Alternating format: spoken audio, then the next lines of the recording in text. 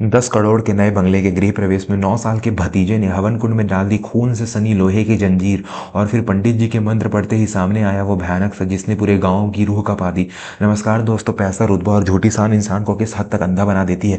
आज की कहानी इसी कड़वे सच का आईना है। हम अक्सर देखते हैं कि लोग समाज की अपनी नाक ऊंची रखने के लिए घर की चार दीवारी के अंदर कैसे कैसे पाप छिपाए रहते हैं, लेकिन पाप का घड़ा एक न एक दिन भरता जरूर है और जब वो फूटता है तो उसकी गूंज बहुत दूर तक जाती है। रायगढ़ के सबसे बड़ी जमींदार और रसूखदार नेता ठाकुर रणविजय सिंह की हवेली आज दुल्हन की तरह सजी थी।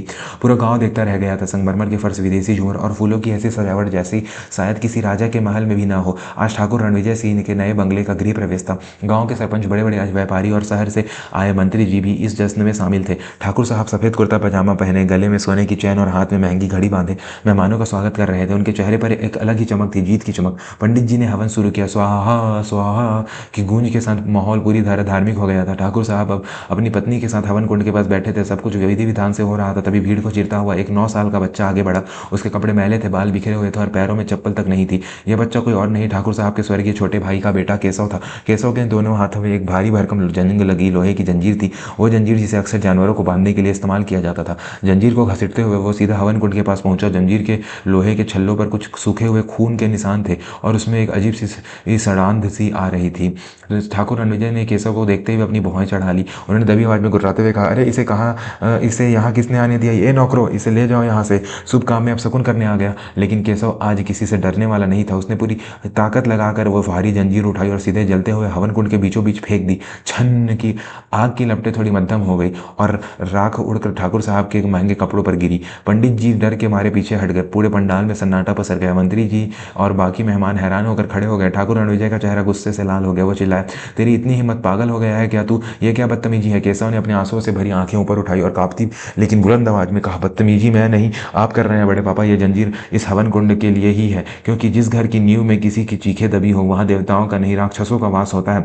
ठाकुर साहब ने अपना हाथ उठाया केशव को थप्पड़ मारने के लिए, लेकिन तभी भीड़ में से एक बुजुर्ग आवाज आई, रुको ठाकुर, यह गांव के पुराने मास्टर जी थे। दोस्तों, आखिर वो जंजीर किसकी थी और केशव ने ऐसा क्यों कहा कि घर की नींव में चीखें दबी है? इस राज से पर्दा उठने ही वाला है। लेकिन इससे पहले, अगर आप भी मानते हैं कि मासूमों पर जुल्म करने वाले को कड़ी सजा मिलनी चाहिए तो अभी हमारे चैनल को सब्सक्राइब करें और वीडियो को लाइक करके अपना समर्थन दें। ठाकुर साहब ने हाथ नीचे रख कर लिया, लेकिन उनकी आंखों में खौफ तैरने लगा। केशव ने हवन कुंड में पड़ी उस गर्म जंजीर की तरफ इशारा किया। ये जंजीर मेरी माँ की है। केशव चीखा, वही माँ जिसे आपने पिछले 5 सालों से पागल घोषित करके पीछे वाले तबेले में गाय भैंसों के साथ बांध कर रखा है। मेहमानों के बीच कानाफूसी शुरू हो गई। क्या ठाकुर साहब की छोटी बहू, वो तो शहर के अस्पताल में भर्ती थी ना? हाँ, ठाकुर साहब ने तो कहा था कि पति के मरने के बाद वो अपना मानसिक संतुलन खो बैठी है। ठाकुर रणविजय पसीने से तरबतर हो गए। उन्होंने हंसने की झूठी कोशिश की। अरे भाइयों, आप लोग इस बच्चे की बातों पर ध्यान मत दीजिए। ये भी अपनी माँ की तरह पागल हो गया है, इसे कुछ पता नहीं है। मेरी भाभी तो बहुत बीमार है, उनका इलाज चल रहा है। इलाज नहीं, सौदा चल रहा है। केशव ने अपनी जेब से एक मुड़ा तुड़ा कागज निकाला। आज सुबह जब आप लोग जश्न की तैयारी कर रहे थे, मैं तबेले की खिड़की से अंदर गया था। माँ ने मुझे एक कागज दिया है जो आपने उनसे जबरदस्ती अंगूठा लगवाकर छीना था, लेकिन वो गिर गया था। केशव ने वो कागज मंत्री जी की तरफ बढ़ा दिया। ठाकुर साहब लपके उसे छीनने के लिए, लेकिन तब तक पुलिस इंस्पेक्टर जो सुरक्षा के लिए आए थे उन्होंने ठाकुर का हाथ पकड़ लिया।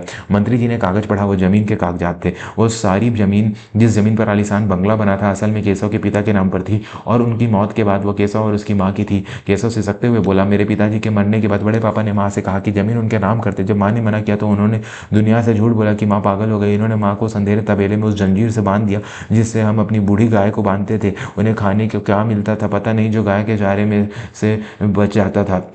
ठाकुर साहब की पत्नी जो अब तक चुप थी चिल्लाई, झूठ, सब झूठ है।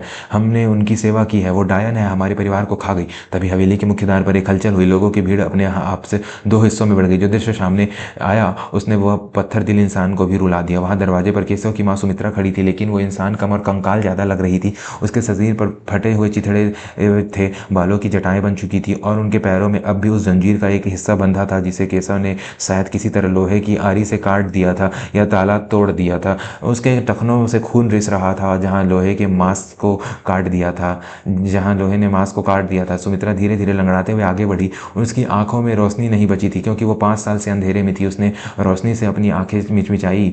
ठाकुर रणविजय अब पूरी तरह घिर चुके थे। वो पीछे हटने लगे। ये यहाँ कैसे आई? इसे किसने खोला? सुमित्रा ने हवन कुंड के पास आकर वो जंजीर का टुकड़ा देखा। उसने कांपते हुए हाथ से ठाकुर साहब की तरफ इशारा किया। उसकी आवाज़ इतनी कमजोर थी कि लोगों को सांस रोककर सुनना पड़ा। उसने कहा, रणविजय भैया, तुमने कहा था कि अगर मैं मैं ज़मीन तुम्हारे नाम कर दूँ तो तुम मेरे बेटे केशव को पढ़ने के लिए शहर भेजोगे।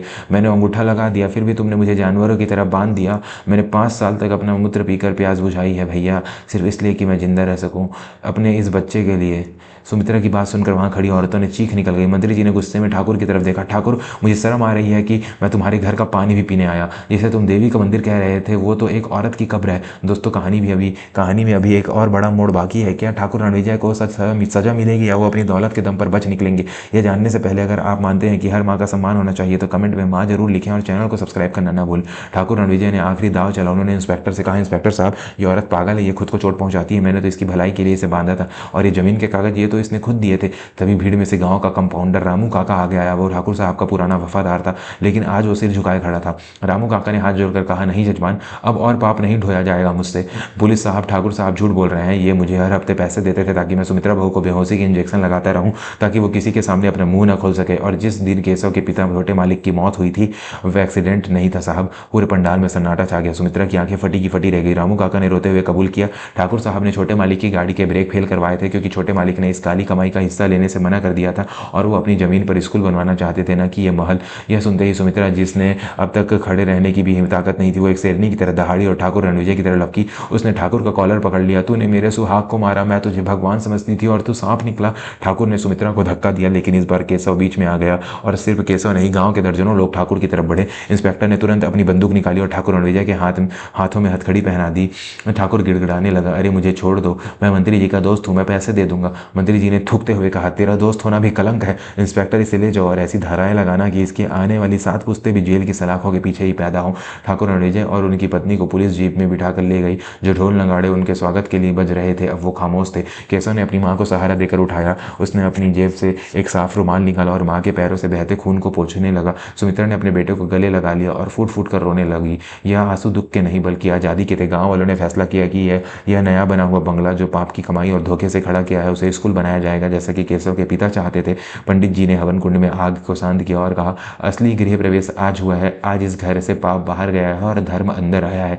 उस रात केशव और सुमित्रा अपने पुराने छोटे से घर में सोए, लेकिन वो नींद उस आलीशान बंगले की मखमली बिस्तर से कहीं ज़्यादा सुकून भरी थी, क्योंकि अब उनके हाथों में न तो जंजीरें थी और ना ही किसी का डर। निष्कर्ष और सीख, दोस्तों, यह कहानी हमें सिखाती है कि पाप का महल चाहे कितना ही ऊंचा क्यों ना हो, सत्य की एक छोटी सी ठोकर उसे मिट्टी में मिला देती है। ठाकुर रणविजय ने सोचा था कि वो अपनी दौलत और ताकत से सच को तबेले में के अंदर में कैद कर लेंगे, लेकिन वो भूल गए थे कि एक बेटे का साहस और एक माँ की तड़प लोहे की जंजीरों से ज़्यादा मजबूत होती है। हमें यह भी सीख मिलती है कि अपने आसपास हो रहे अन्याय पर आंखें मूंद लेना भी उतना ही बड़ा पाप है जितना अन्याय करना। अगर गाँव वाले पहले ही सुमित्रा की सूद ले लेते तो शायद उसे 5 साल वो नर्क नहीं भोगना पड़ता। जाते जाते बस इतना ही कहूँगा, रिश्ते खून से नहीं एहसास से बनते हैं। जो अपने परिवार का सगा नहीं हुआ वो दुनिया का क्या होगा। आपको केशव की बहादुरी कैसी लगी नीचे कमेंट करके हमें जरूर बताएं। और हाँ, अगर इस कहानी ने आपके दिल को छू लिया है तो जाते जाते हमारे चैनल को सब्सक्राइब जरूर करें और बेल आइकन दबाएं, ताकि ऐसी ही कहानी, ऐसी ही सच्ची और जज्बातों से भरी कहानी आप तक पहुंचती रहे। तब तक के लिए अपना ख्याल रखें, अपने माता पिता का सम्मान करें। जय हिंद, जय भारत।